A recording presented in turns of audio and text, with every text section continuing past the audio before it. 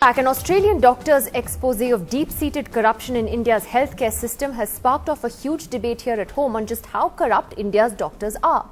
The article by Dr. Berger talks of needless tests and investigations that doctors force patients to undergo. I think we all know about that. How bribery by pharma companies is very common and how corrupt the medical education system in India is. Well, the Health Minister, Harshvardhan, reacted today saying that corruption in the system will not be tolerated. The question is, what's the plan to deal with it?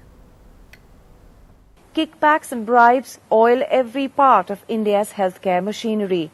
This is what Dr. David Berger, a general practitioner, wrote in the British Medical Journal based on his 6-month experience volunteering in India.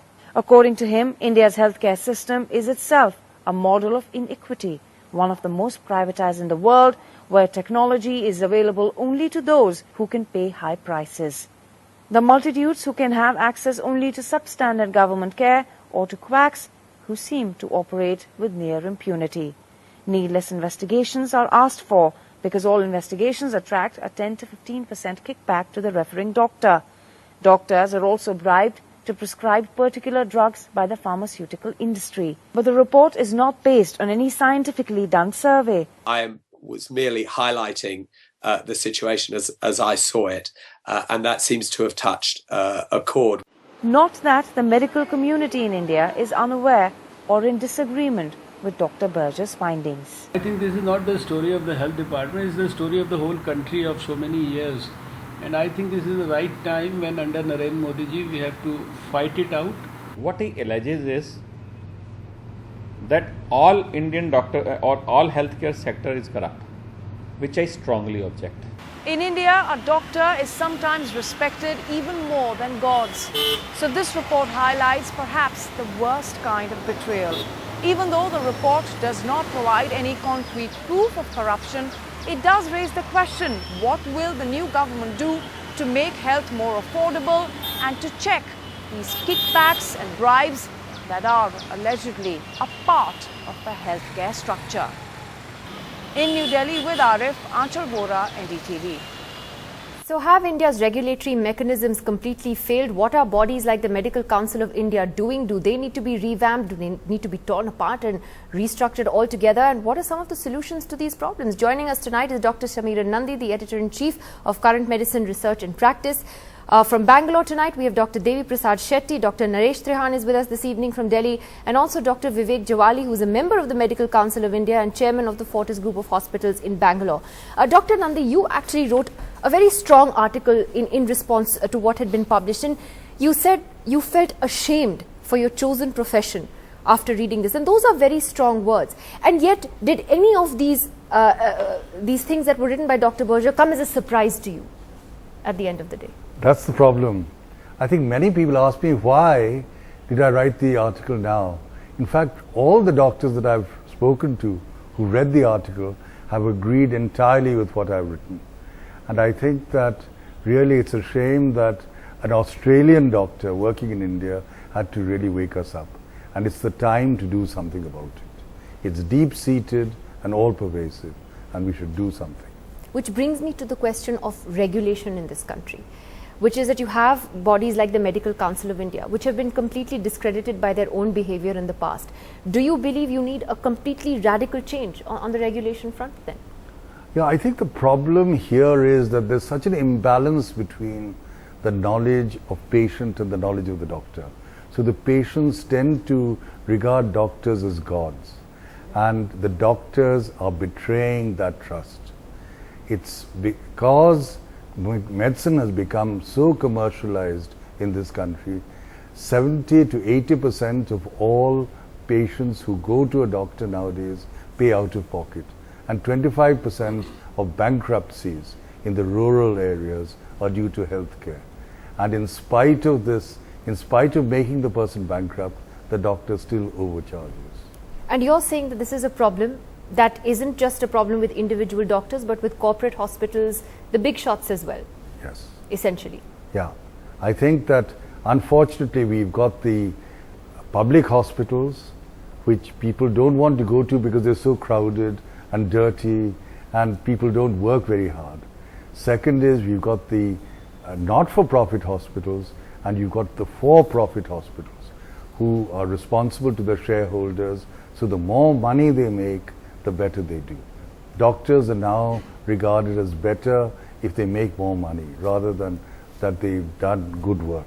I'll take that question to Dr. Naresh Trehan next. Because Dr. Trehan, some of the things that Dr. Berger writes about, I think when many of us read that, you're like, oh, I've gone through this. It's just deja vu.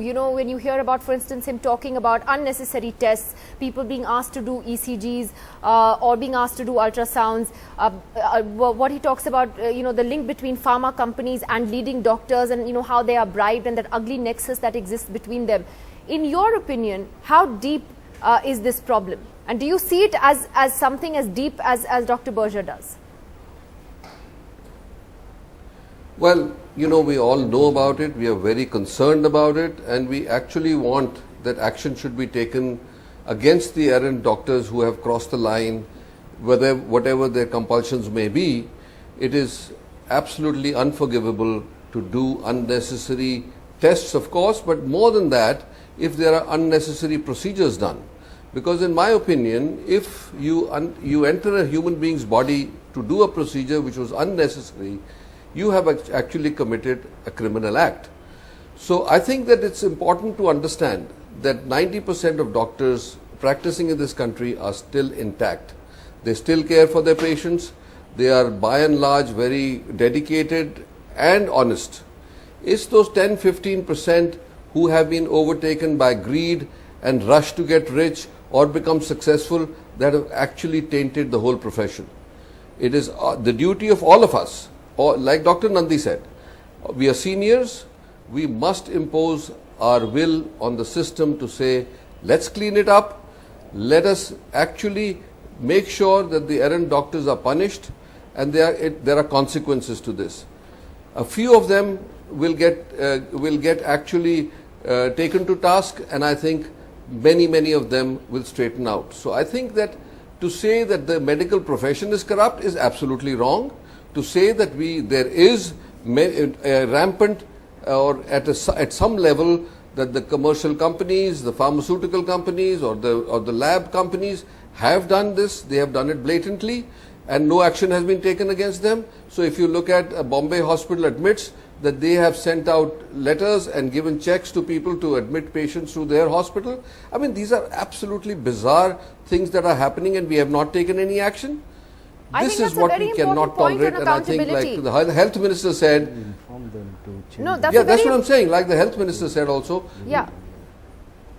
Point today is a doctor is not allowed to advertise. An institution can advertise and offer its services and say these are the services we provide. You are not supposed to mislead patients. So there are so many things. The regulatory has to actually act. There are laws. There hasn't been no implementation like everything else in India. And I think if you are looking at the new India, the turning point today, I think we should all participate in making sure these practices come to an end in India. Okay, but let me ask Dr. Devi Prasad Shetty then. Dr. Shetty, one of the things that Dr. Berger, he gives a list of solutions. Some of them Dr. Nandi doesn't completely agree with. For instance, on reforming private medical colleges and the way you have seats literally sold in these institutions. And he doesn't believe that this country is ready for reforming the system, and therefore says that the medical licensing authorities of other countries in the West, like the US and Canada and the UK and so on, should withdraw recognition from all these suspect private Indian medical colleges and not take any risks with those who graduate from there. Do you think that is an important step that can work? What do you think is the solution?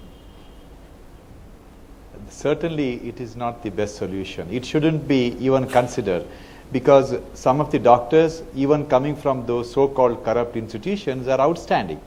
So you can't be penalizing everyone because somebody makes mistake. So essentially, we have to realize there is corruption in medical education, there is corruption in day-to-day patient care, there are corrupt doctors, and there are corrupt hospitals. But the question is, have we punished any one of them so far? We haven't. So unless the government decides that enough is enough, let's clean up the system, nothing is going to happen. And with the current government in place, I am very, very optimistic something major will be done in medical education and in healthcare. I am very, very confident, knowing the track record of Mr. Modi and how he has done it. I am optimistic he will change the system. But the question is then what are bodies like the Medical Council of India doing, Dr. Jawali? I mean, the Medical Council of India has been so discredited by its own actions. You had the famous Ketan Desai arrest. He was arrested for bribery, and a few years later he's back in the Medical Council of India. I mean, that is right now the credibility of the MCI. And is that part of the problem, that the MCI has, you know, a reputation that isn't anything to boast of and isn't really holding anyone accountable for mistakes? Okay, give me a few minutes. Before I say anything, let me reiterate what Naresh said, that please do not paint everybody with the same brush. There are thousands of doctors in this country who are practicing with dignity and diligence, who are doing a very good job, and for a minority, if you paint everybody in the same brush, that is not correct. Number two, where MCI is concerned, we are now in 2014, where a democratically elected body has come in force. January it has started functioning, taken over from the board of directors, where nothing had happened for 3 years. Between January to April, 159 applications were pending for new colleges, new postgraduate seats.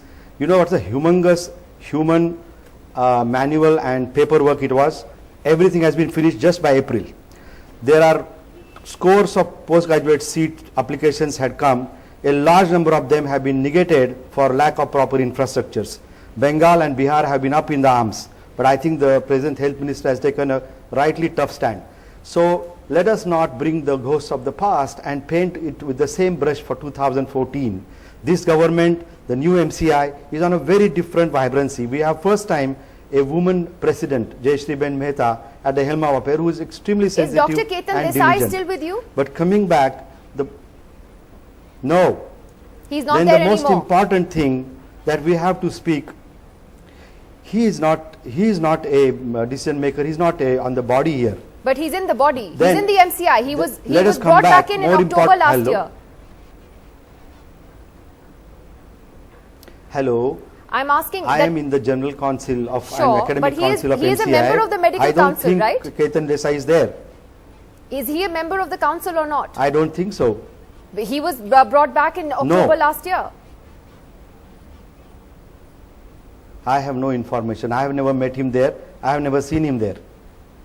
Well, he is. Well, And he I'm has been telling brought you back in that October almost last year. 80% of this body My today point is is, like sir, me. what is the MCI doing about corruption in the healthcare system? I'm not painting everybody with the same brush, but you have Dr. Nandi here who feels ashamed of his profession. Fine. Those are the words he has used after reading Dr. Berger's article, because as he said himself, it's not that it surprised him. I but heard that him. You know, Nidhi, so, can I speak? So my point is, what are you doing on corruption? What are you doing You on have been saying accountability this again in and your again. profession? Nidhi, can I speak? You have to hear the question also. Can I speak? Yes, thank you. See, whether it is Arundhati Rao, whether it is Dr. Somran Nandi, I think we have to look at the brighter side also. Please, there is not just that empty half glass. Today, we have a perfect system of governance and rules. The important thing is implementation. The major problem, the shame is brought in this system by the quacks. Quacks are out of the ambit of MCI. We have today no We're not talking about regulation, the facts. no way of Dr. controlling Jawali, the we're quacks. talking about Hello. otherwise If well-respected you- doctors. Wait, why are you talking? Why are you making this about quacks? These are about regular doctors who are taking bribes from pharmaceutical companies, who are prescribing tests, unnecessary tests to patients in leading hospitals in cities across this country. These are not about. This is not about quacks. Let us only pertain to that. Okay. About these doctors, there are perfect laws and there are 2 ethics committees in the state and in the nation. The complaints can be made here and there are scores of complaints come. How many they are doctors handled, have you acted punishment against goes out. this year? It is going on every day. You come to Karnataka, come to Bangalore, see how many complaints are there with the ethics No, the committee complaints are and there. how many doctors are pulled up. How many Come are to pulled up? Delhi, What is the look action at- taken? There are actions taken. Like There is what? action taken in scores of them. But what I am trying to tell you that there is a mechanism to deal with all this, like it How is in many any of the doctors? Western How many countries. doctors, sir, have their We have license perfect suspended systems. for corruption? How many doctors' licenses have been suspended in I have, newly I have constituted no, MCI? I have no idea about this on my fingertips. I have no idea about this in fingertips, but I know that this year, after the new body has come up, in every state, a very vibrant activity is going on by the ethics committee, both at Delhi and at each capitals of the state. Dr. Nandi, you watch and that we have a perfect with some mechanism, skepticism, I correct see. rules to deal with all this. No, I just want to make a comment about Dr. Now Trehan what and can I tell you about Dr. it? Shetty's estimation that most doctors are straight. I travel the country and I go to examine in different places. I inspect hospitals for government organizations. And once I went to Bombay and I said, I hear that 90% of doctors in Bombay get kickbacks. And I was told that's an inaccurate figure, it's 99%. So I think that it's much more than 50%. And I talked to my residents in Delhi also, the junior doctors, and they think it's about 60 to 70%. So it's not the 15% that Dr. Trehan says, but I think that is very difficult to find out. It's not something that we should belittle. It's a huge problem and affects more than half the doctors working in this country. Do you believe, as Dr. Javali therefore is also saying then, that we have a wonderful ethics committee in place, the MCI is cracking down, things have changed, the mechanisms are working? Because I'm sorry, I don't see it. I don't know if you do. Yeah, I think India has one of the worst health systems in the world. It's because the rich have access to very high class medicine, but they are overcharged for that, and the poor are not, they don't have any medicine at all. And I worked at the All India Institute, and I worked at another hospital in the private sector. And it's really very sad. And I was trained in England, unfortunately. And the National Health Service is wonderful, where everyone has access to the best medical care ever. Okay, let me get quick responses from Dr. Trehan and Dr. Shetty on the points you made. Dr. Trehan, I think what Dr. Nandi is saying is that, are you underplaying the problem by saying it's only 15% doctors? I think if you acknowledge that there's a bigger problem, then we can deal with this going from here. Nidhi, listen to me, please. I can only tell you what we practice and what we know about happening somewhere in the dark of the night. I have no direct knowledge. Dr. Nandi may be meeting these people or know more about it to give that figure. I have no idea. I know that most of the senior doctors, the good doctors, are all intact. I don't see any one of them doing bizarre things like unnecessary procedures or taking kickbacks. It is happening at a certain level. I know it is happening. We actually condemn it. The idea is not only to debate it, but to find solutions of how to crack down on it. And I think that's what we need to do. That's what people like Dr. Nandi, Dr. Shetty, Dr. Tiwari, myself, and hundreds of other doctors like us who need to actually get on the ground and say, we are going to weed it out. We are going to heal our own profession. Otherwise, we will all be ashamed. I must also tell you that we do have the quality of health care existing in government hospitals and private hospitals is excellent, actually international level. There are some compulsions of the government hospitals that they are overloaded. I don't think that they are not doing their job well. I think that if you go to All India Institute, the doctors work 12 hours a day on an average. They are doing a bang-up job. I think that the medical profession is not bad, but there are bad apples in our profession like everything else. The tolerance of corruption, of dishonesty in this country has reached a peak. We must all fight, and we must put systems in place. Standards of medicine, so best are you practices, happy with the MCI? Accountability. Do you believe that the MCI is holding doctors accountable? No, the question, I don't know. And unfortunately, I have no knowledge of the inside workings of MCI. But like Dr. Javali said, that this is a new beginning. This is a new MCI. Don't judge them from their past. Let's give them a chance. And the fact that we are looking at this very subject today together gives us the impetus to actually move forward in a more Dr. Shetty, organized, I'll give you the last word. transparent way and make sure the bad apples are punished as soon as possible. Yes, Dr. Shetty. I don't think we should do introspection about the past. I think we should move forward and see what can be done to prevent it. Essentially, we need new regulations. Today, unfortunately, when a hospital gives kickback, there is no regulation which prevents them. And it's very difficult to punish because there is no regulation stating that hospitals cannot give kickback.